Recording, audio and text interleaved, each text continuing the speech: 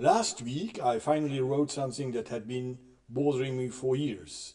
I sat down, opened the document, and created the article The Native Speaker Myth. I thought it would resonate, but I never expected this. It didn't just perform well, it literally went through the roof.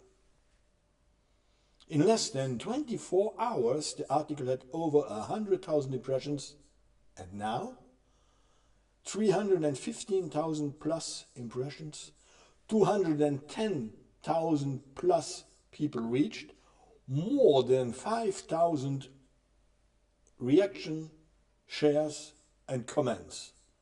I am speechless. And yes, I had to pinch myself. Thank you so much for having read, shared and taking the time to write a comment. To all of you. But here is what I realized very quickly. I'm not riding the wave. I'm the reason it started. So, I didn't stop there. I created an email to share with my royal community, an email called Speaking a Language Doesn't Mean You Can Teach It. And here is how it starts.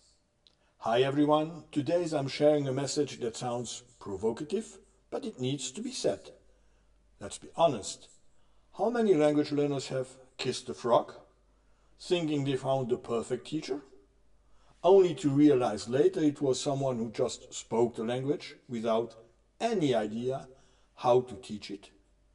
Because, let's face it, almost all of us have kissed a frog one day. But here's the good news. Disappointing doesn't have to be the end.